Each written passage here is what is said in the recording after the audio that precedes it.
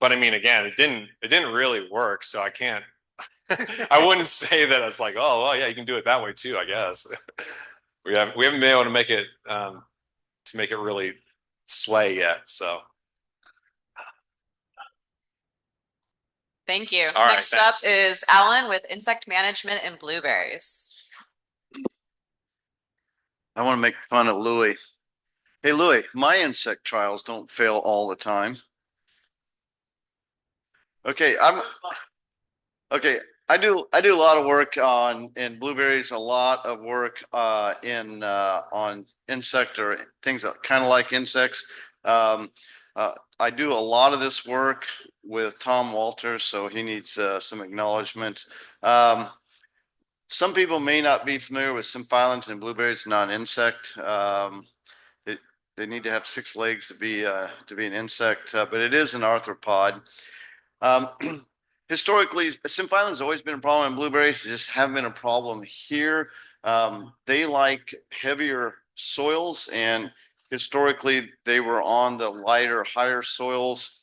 Um, but when they started planting more into river bottoms, old pastures, they kind of planted into a problem. Uh, we did not have a way to control symphyllans other than fumigation, which you don't do before we in plant in, before we plant. I did some work in 2013 and 2014 with Steve Midbow, and from that data, we got a MOCAP registration for 24C for Washington for non-bearing blueberries. So this solved the problem at establishment, which was the most important time to control it, but it didn't address symphyllin problems that occurred later in the stand life. And then the beginning of last year, I was contacted by someone from the Office of Pest Management Policy at USDA, and basically they said MOCAP is at risk. It's on the chopping block, and that I should be looking for alternatives. I went to the Commission on Integrated Pest Management. They had a pool of money for doing some research. I applied some for some. I got some money to look for alternatives to MOCAP for garden symphyllin and blueberries. One of the ways you do this is it's kind of a odd little creature. It's underground. You can't see them. You can't count them. And so what you do is you dig a hole. You cut a potato in half, put it face down. You cover it with a bowl, and then you come back a week later. Quickly pick it up and count the symphylans that are feeding on the potato. This is what it looks like when it's in the ground. This is what a plot looks like after we have treated it. In 2023, here's the untreated check. This is here in Whatcom County on trap line. It's always good when untreated check is high. Overall, the pressure was low. The things that worked best, Imidan, Asana, Nerisma, Capture LFR, Mustang Max, Platinum. Um, a lot of things worked well in a low pressure situation. We did second trial in Whatcom County on Garrison. This is a much higher pressure situation. And Capture, this is was the best. This is Nerisma in the last, same as Nerisma, Hero MDN Mustang Max.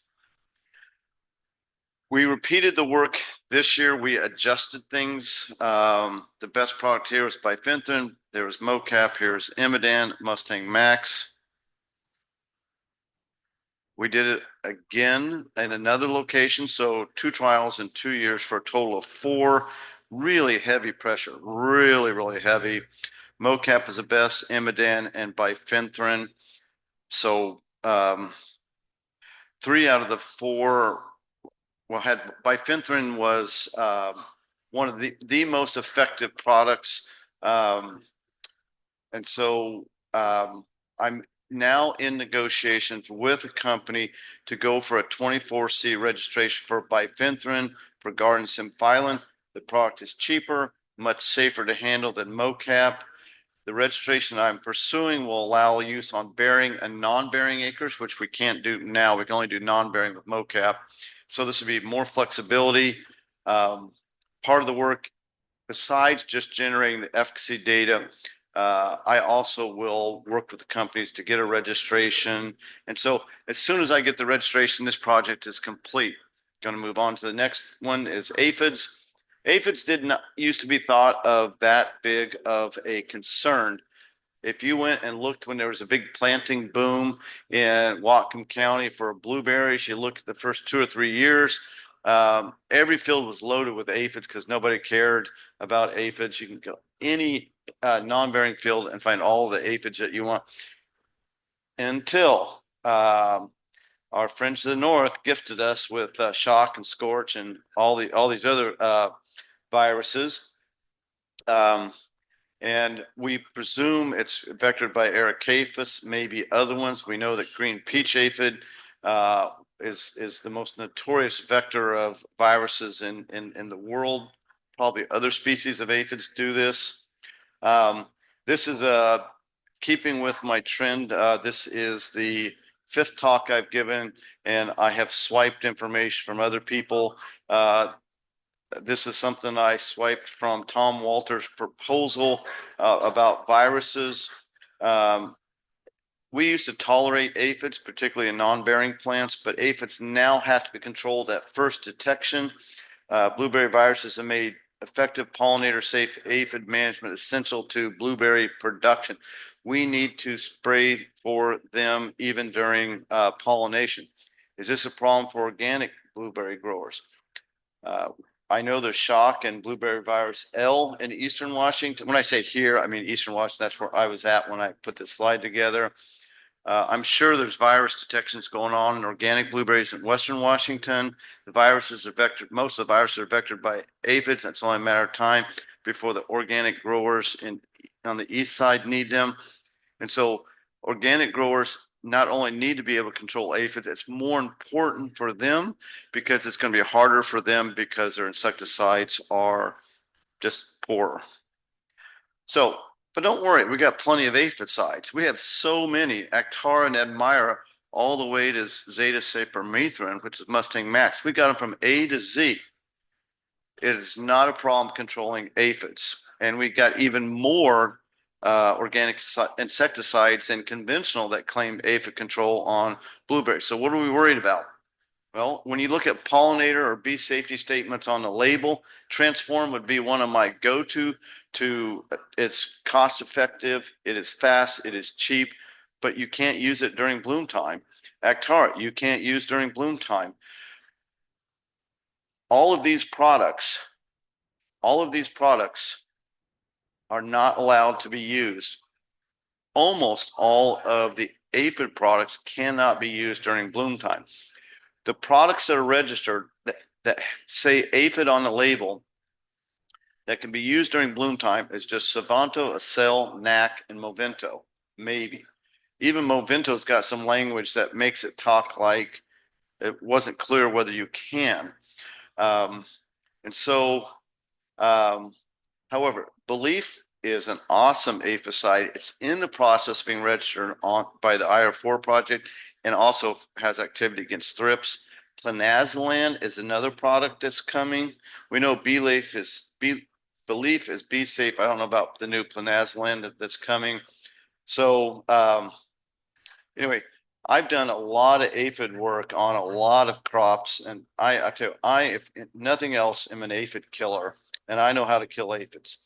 So we conducted 2 aphid trials, one in Western Washington, targeting Ericaphus, and one in Eastern Washington looking at green peach aphid. We had conventional organic aphid products in both locations. We screened, 14, 15, 16 different products. This is just starting. I don't know why, but the pressure on the west side was surprisingly low, but Savanto worked the best. This is a new product. It's not registered. It's coming. Belief is not registered. NAC had some activity. Here was Movento. So we had some products that looked like they would, and none of these are going to hurt bees. In Eastern Washington, we had heavy pressure. We had a lot of aphid products. Belief was the best one. Here's experimental. Here's a Planexo Smart. I don't even know what that product is. Here's a Acel. Here's Safina, not registered. So Belief and Savanto, I think, are the two. Belief's not registered yet, but these are going to be two great products for us, I believe. I want to go over to mites. This is what mite damage looks like. This is from just east of here, just east of Linden. You can read this. It starts in the grass or in the weeds, side of the road. Dirt road moves into the field, up from the weeds and grass up to onto the plant, onto the new growth. We did some work. I want to point out that use of pyrethroid, such as bifenthrin or brigade, can significantly increase can cause mite outbreaks. Here, Gargoyle is an organic product that has some activity, but Kynamite and Agramic have good activity. Oberon and Savvy have very good activity. They're not registered, but would be nice on blueberries. This is another trial. Fujimite was effective. Kynamite. This is Asia Direct. Savvy. This is Acromite. Here's another rate of Agramec.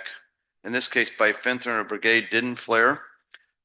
So we have a number of products that will work on mites. So one of the things you want to try and use products that are soft on beneficials. So if you could avoid a pyrethroid organophosphate or carbamates, it would be nice. Preserve your beneficials. Mites are not a natural, normal pest of blueberries. They're only a pest when you screw up the system. It's called perturbation. And when you perturb the ecosystem, mites and aphids are an outbreak. And if you use these products, in potatoes, we did some calculations. It says every time you use a pyrethroid insecticide, you increase your risk of a mite outbreak by 50%. If you're going to use a pyrethroid, Danitol seems to not flare them. Also, I would avoid acromite or vigilant because of resistance. The products that are Kynamite and Fujimite are great miticides, but they have MRL limitations. Magister is another one, but it has MRL limitations. Asia Direct, if you hit it repeatedly with Asia Direct, and that's exempt from tolerance. When abamectin and agramec is registered, that's one you're going to want to use. It's relatively cheap. Okay, SWD. Spotted wing Drosophila is by far the most treated for pest in Washington blueberries. We have done a lot of work on this insect. I've reported it repeatedly, but I have some interesting data. I did a trial that had, I don't know, just a lot of treatments. It's one of these treatments that's so long that it takes 2 slides to show it. Here's the untreated check, total SWD, and as you go down, there's fewer pests. So these are the ones that didn't work so well, but these are the ones down here that work the best. Mustang Max, Delegate rotated with Mustang Max and Exerol. Here's an interesting one, a tank mix of Entrust and Ampersand.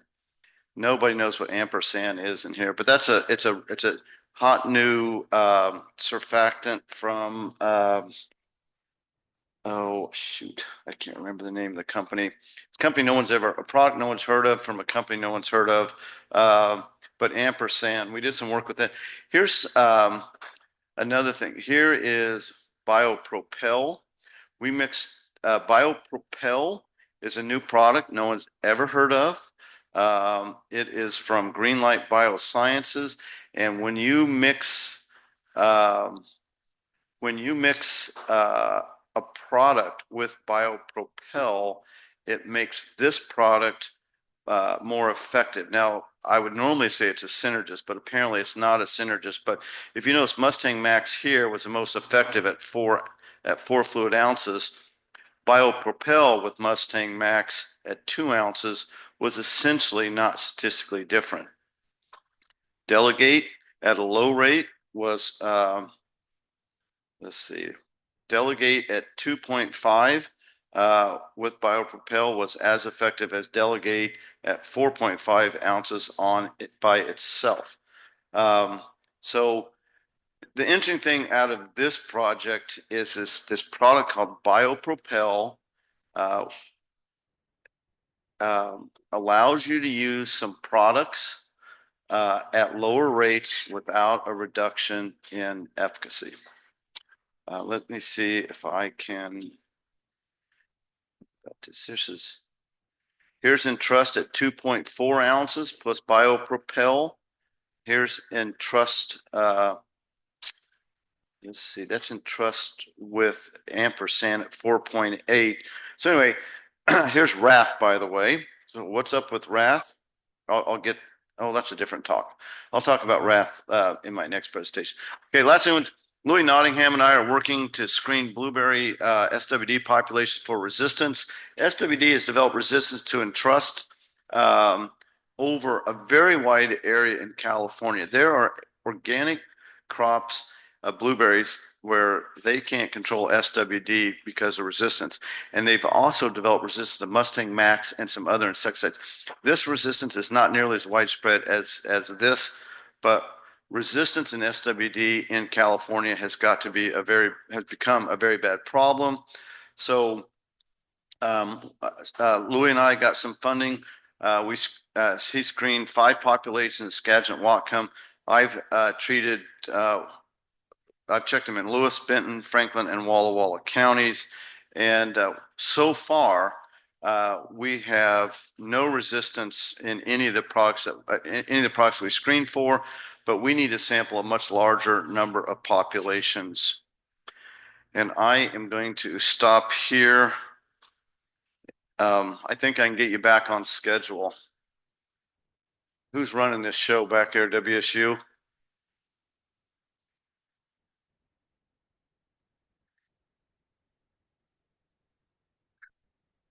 What do you want me to do? Do we have time for questions, or do we want to move the next person and try and get back on schedule?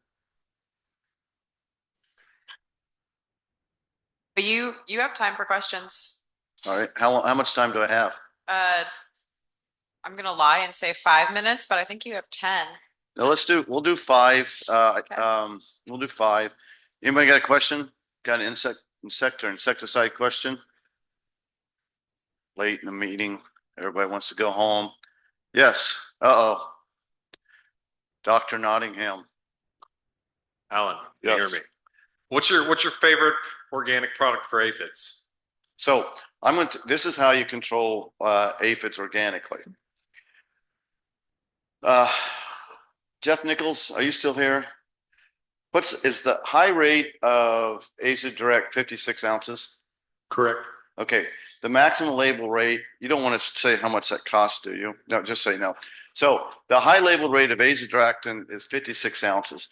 If you apply Azadirect at 56 ounces tank mix with 32 ounces of Pyganic, 7 days later, drop the Azadirect down to, what would you say, 28, 30 ounces? And then Pyganic at 32. 7 days later, do that lower rate of Azadirect and Pyganic. You do it 3 times in a row, 7 days apart, and you can get control that's as good as a single application of the best conventional aphicide. So the other one, Alan, that we've had good luck with is a quart of Azadirect with 1/4% of impede. Okay, now that's new to me. I need to write that down. I will tell you, we have seen some decent activity with Cinerate or Cinecar. But again, you have to hit it. It's almost like you're going to kill 50% on the first application, 50% of what's left on the second, and 50% of the next one. And if you're worried about virus transmission, you really got to take them down quick. Then you tighten your intervals.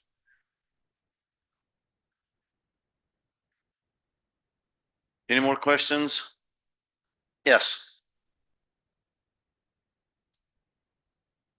Hi, has there been any research with SWDs with the parasitoid wasp, like reading them and releasing them? Why don't someone hand mic to Louis. Yeah, so there were a series of wasps they tested from Asia, from the native range, and they were Native range of SWD. Yep. So were they they were able to they got approval to release one of the species, Leptopolina japonica, and the same year they got approval for it, it was found in the wild in the U.S. So it basically is already here. And then there's another one that they were also testing. Um, uh, well, I'm sorry, that Ganaspis was the one that they got approval for. Leptopolina japonica is the one that they didn't get approval for, but that also got found in the wild. So there are two very specific parasitoids that are here. We've been trapping for them across the state of Washington, and they are absolutely everywhere except the islands. So the San Juan Islands, we've only found just a few, but everywhere else they're very widespread.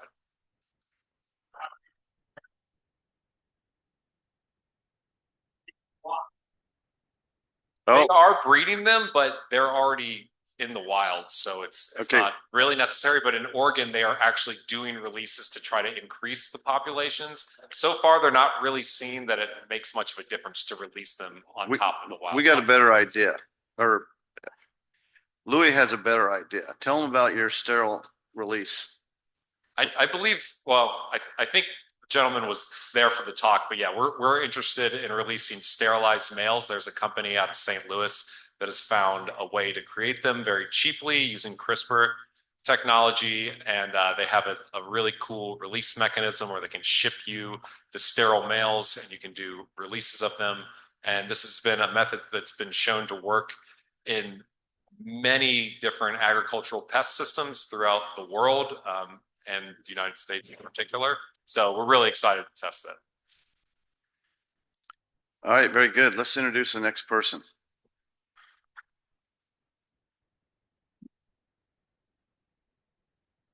All right, next up is Jeff DeLong. He's a plant pathologist with the USDA ARS. And he'll be talking about characterization of botrytis on red raspberry in northwestern Washington.